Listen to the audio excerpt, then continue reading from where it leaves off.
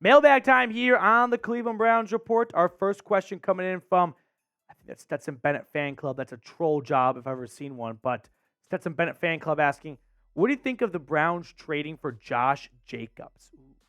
Good question. Josh Jacobs is not off to a good year this season. He's averaging 2.7 yards a carry. The Raiders are a hot mess, 166 yards. But I think Josh Jacobs could be an intriguing target for Cleveland if they think that they can find that 2022 version of himself and really turn this offense around and get it back on track and get as close as you can to replacing Nick Chubb.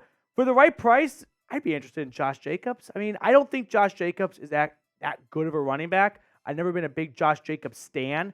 But I think for the rest of the season, when he's only got 1 year on his contract, yeah, I think Josh Jacobs for not an overpay would be an obvious improvement from Jerome Ford and Kareem Hunt.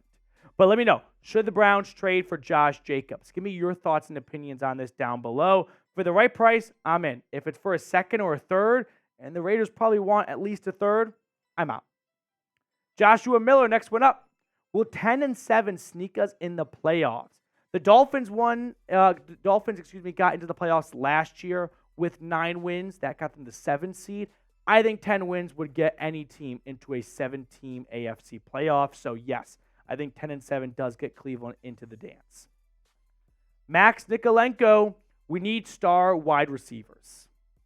Jerry Jeudy, Devontae Adams, Hunter Renfrow, those are some of the big-name receivers that come to mind.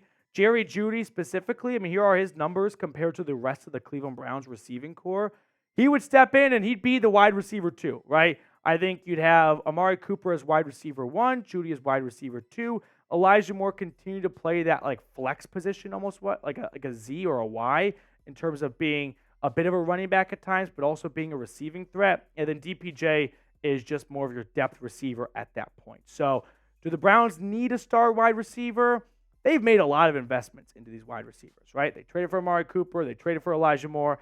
Part of me goes, we got to stop investing so much in the receiving room. When you've invested $230 million in your quarterback, he should be able to produce good numbers with Amari Cooper, Elijah Moore, and Donovan Peoples-Jones. But if the Browns feel like they are one piece away and they want to really go all in, if Jerry Jeudy's available and it's not going to cost too much, that's definitely intriguing. Tim Green, what's going on? Trade for Khalil Mack. Why not? I think the Chargers would say no. Khalil Mack just posted 6 sacks. I don't see why the Chargers would be interested in moving out from one of their best edge rushers. As for if they were interested and the Browns wanted to trade, okay. It's never a bad idea to add more edge rushers. That is the ultimate. That's like adding lefty arms at the MLB trade deadline. It's what everyone is searching for that's in the hunt. But if it's going to cost you an arm and a leg, and after his performance against the Raiders, it might cost you an arm and a leg, I think you're better off holding on to those assets and rolling with Zadarius Smith, Myles Garrett, Okoronkwo that are doing a perfectly fine job right now of getting to the quarterback. And you don't want to go way too far all in on this season and have nothing in the bank for 2024 and beyond. Joshua Miller, Trey Lance for a 2025 day 3 pick. I go back and forth on Trey Lance as a player. No, I don't think the Cowboys would be. Why would they just traded for him? Why would they want to move on from him already? So I think Dallas, who used a 4th round pick to get him, they're not going to trade him without even him playing a single snap for less than a 4th, right? That would just be malpractice. As for the Browns adding their quarterback room, which I think Josh is getting at here because DTR didn't look all that great, Trey Lance is not going to come in with any more experience, or much more experience, I should say. So if you want to improve your backup QB position, 1, don't panic after 1 spot start from DTR. 2, don't replace him with someone who has very little experience as well. Alex Hatfield, what's going on? Is Watson playing again this season? Well, we're filming today's mailbag during our live show, which airs every Tuesday at 5 o'clock Eastern, and I fully expect Deshaun Watson to play in Week 6 against the San Francisco 49ers. The late scratch against the Ravens was definitely a surprise, but Kevin Stefanski has said there's no structural damage, nothing's torn or separated, it's not a pain thing. There's been some rumors of like fluid in his shoulder. I'm not a doctor. I don't really know exactly what fluid in your shoulder means all much, but I do believe Deshaun Watson will be back after the bye.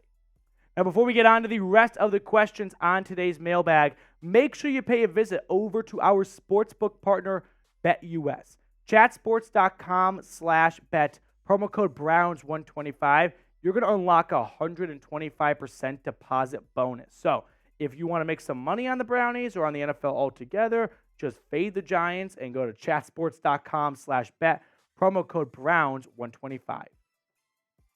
We got our next question coming in from Quattro Spidey. I think Watson is still going to tear it up coming off his best game. Will be SF. I'm not quite sure what the last part means, but yeah, Quattro Spidey, you're on the right path here. Like, Deshaun Watson was awesome against the Tennessee Titans.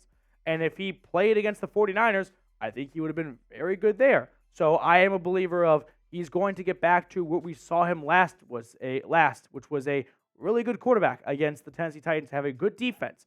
I mean, they just limited Joe Burrow and the Bengals to 3 points the very next week. So I think Watson does get back on track, and I think he tears it up. Might be a bit of a stretch just because the 49ers have such a good defense, but he's definitely going to keep the Browns in that game for sure. The 49ers right now, they look like the best team in the NFL, and I'd love to see the Browns hand them their first loss. All right, next question coming in from FNO Sammy. Hot take, Jacoby Brissett, Deshaun Watson. That is a hot take, and it's a bad take. I do not agree with that. I would take Deshaun Watson over Jacoby Brissett every single day of the week.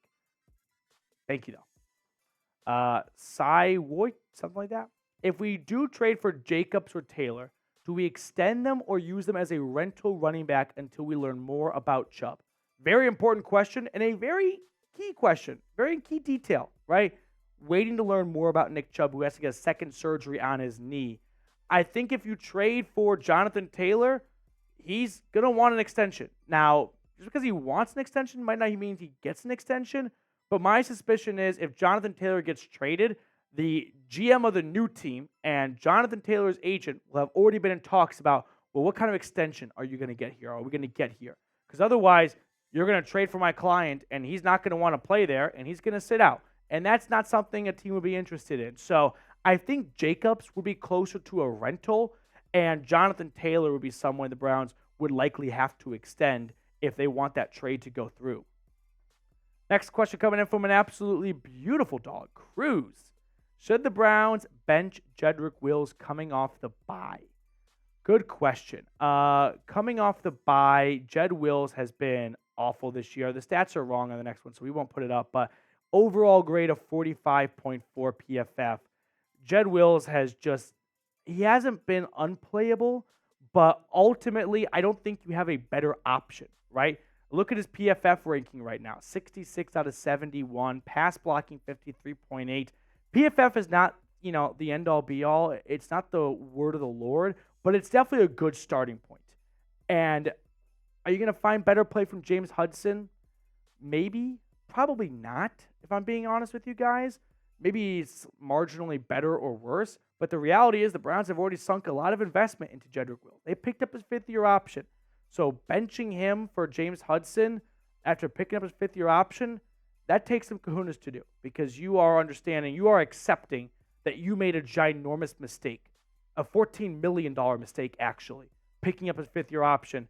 If you bench him, you don't have any intention of going back to him later on. Now, random question off the wall here. Who's your favorite player of all time? All-time Browns favorite player. Let me know down in the comment section below. Cool guy called Zone.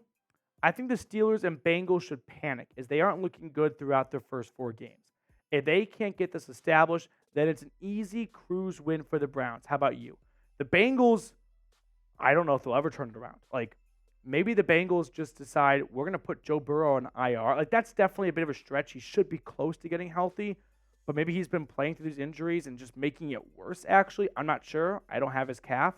But I think the Bengals are not on a pace to, they're not on pace to make the playoffs. They're 1-3, but more importantly, they don't look like a team that's about to rattle off 8 straight wins, right?